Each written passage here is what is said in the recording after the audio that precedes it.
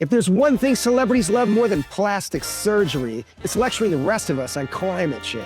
Why do they think they can tell us to drive less, fly less, have less, and do less, when they, of course, do the exact opposite? Hey, I'm Brooke, and you're watching GorillaScience. Today, I'm ranking my top 10 celebrity hypocrites. Number 10, Kim Kardashian. Earth's temperature is getting hotter and hotter. The sea levels are rising. The ice sheets are shrinking. And I'm not a scientist. Keeping up with the Kardashians on X, you'd think Kim K is willing to do anything to save the world. Climate change is real, says Kim. And look, her heart is broken. It's not just tweets. In 2023, she raised awareness of global warming by inventing the nipple bra. So no matter how hot it is, you'll always look cold. Kim is so upset about the climate, she needs cheering up. One thing that makes her really happy is having a beautiful green lawn. My grass. It literally makes me so happy. So happy, in fact, that Kim continued to water her lawn even when California was in a drought. In the 2022 Californian drought, residents were told to limit their water consumption to 80 gallons a day. But keeping her lawn's luscious green meant that eco-conscious Kim had to go slightly over the limit. How much over? 232,000 gallons over. Kim has explained that she has to pick and choose how to tackle climate change. Instead of picking conserving water, which let's face it is boring, Kim chose nipple bras. And unlike the icebergs, these aren't going anywhere. Number 9, Leonardo DiCaprio. You'd think that Leo, who aced at his ill-fated Jack in Titanic, would be happy at the thought of disappearing icebergs. Instead, he's become one of Hollywood's biggest eco-activists. Droughts are intensifying, our oceans are acidifying, with methane plumes rising up from the ocean floor. Maybe they should make a sequel where Jack doesn't drown but grows up to be a pious middle-aged boor.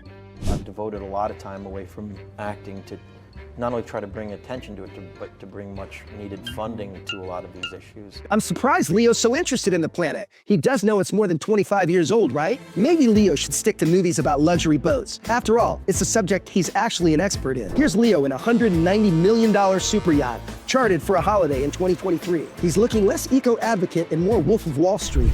Across its 6 decks, the Vava 2 luxury boat features a swimming pool, a beauty salon, a club, and a gym. Plus, probably a solar panel or something to make it green. I guess I forgot to explain to Leo that sailing one of his super yachts for just 7 miles emits as much carbon dioxide as a car running for a year. I don't begrudge Leo his well-earned break on a boat, but I do mind him spewing deranged nonsense about climate change. Something that, to judge by his actions, he doesn't really worry about. Number 8, Prince Harry. The Spare to the Air has made climate change one of his top priorities. One of the greatest challenges is undoubtedly climate change. In fact, it's just below whinging about growing up in a palace with lots of servants. Since quitting his job doing essentially nothing, Prince Harry has been looking for fresh, new, pioneering, innovative ways to do nothing. And of course, climate campaigning fits the bill perfectly. There's an emergency that it's a race against time, and one in which we are losing. The Duke, who was previously best known for going out in public dressed as one of the 1940s top environmentalists, was invited to tell us about the climate by the UN.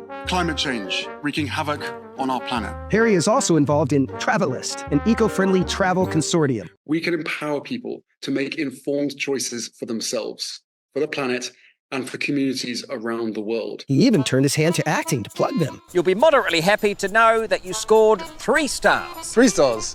Out of what? 100. 100? No, out of 5. Okay, very funny. Let's add Learn to Act to that list, Harry. Travelist pushes something called sustainable travel. Like flying to Lake Como to visit the Clooney's.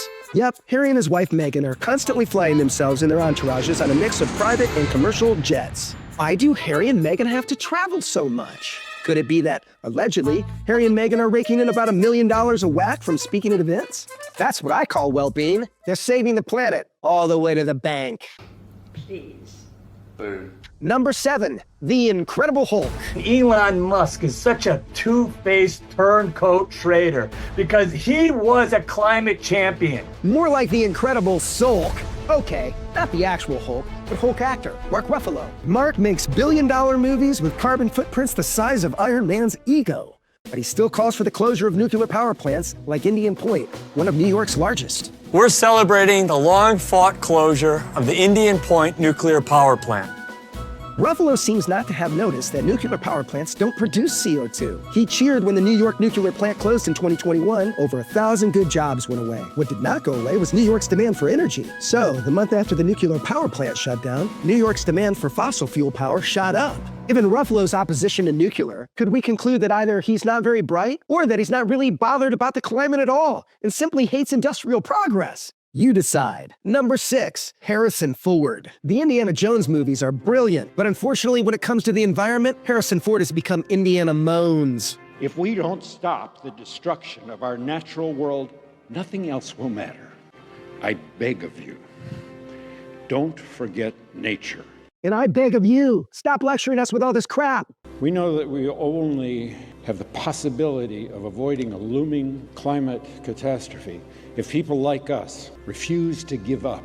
Speaking of refusing to give up, climate warrior Harrison refuses to give up a very large collection of planes, cars, and motorbikes. According to GQ magazine, he owns no fewer than 4 airplanes, including a large 500-mile-an-hour jet costing $19 million, not to mention a helicopter and various classic sports cars and motorbikes. His cheeky little Cessna Caravan alone gobbles up 48 gallons of fuel an hour. Spare us the sanctimonious speeches, Harrison, and get a shave. Number 5, RuPaul. The ice is melting and the ocean is growing. And then we're gonna be in the water swimming and they're gonna be like, no, global warming, it's not happening. Girl, it's gonna be like that movie Waterworld. Right. Cut to us 2 hours from now spraying all the aerosol in the air. What have I just watched? Oh, it's a scene that was dropped from RuPaul's Drag Race End of the World special. Drag and preachiness go together like ice cream and mustard, so producers were wise to cut this scene. Now sashay away. On top of which, RuPaul is admitted to leasing mineral rights to oil companies on his husband's Wyoming ranch. It seems to be a subject contestants aren't encouraged to bring up. Did you see that article? Oh, the fracking? No, not that. Oh.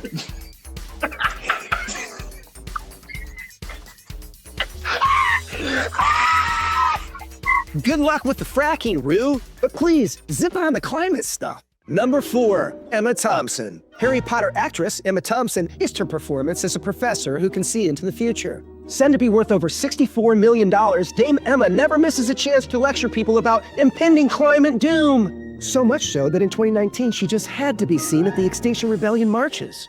So here's the problem. You've been invited to be the guest of honor at an Extinction Rebellion protest, but the march is thousands of miles away in London.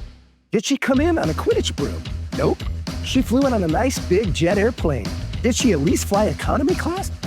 You fly economy to kind of reduce your carbon footprint. I bloody don't, no. We don't mind Two-Faced Emma taking a posh flight on a transatlantic passenger jet, but leave mad visions of the future to Professor Trelawney. Number 3, race car driver Sebastian Vettel. Okay. This is an easy one. You're a Formula One driver, yeah, but one of the most gas-guzzling sports in the world. Yeah, it's true. And does that make you a hypocrite? It does. It does. Talk about a car crash interview. The 4-time racing car champion loves parading the paddock with white t-shirt slogans, complaining about sea levels, littering, burning tar sands, and of course, calling for climate justice. Okay, let's see it one more time. You're a Formula One driver, yeah, but one of the most gas-guzzling sports in the world. Yeah, it's true. And does that make you a hypocrite? It does. It does. Number 2, Oprah Winfrey.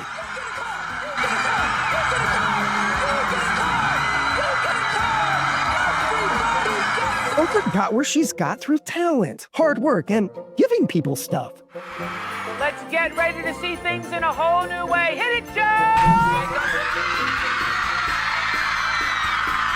Who's getting it on? This cute little two-way text messaging device, you're jumping up and down. You don't even know what it is.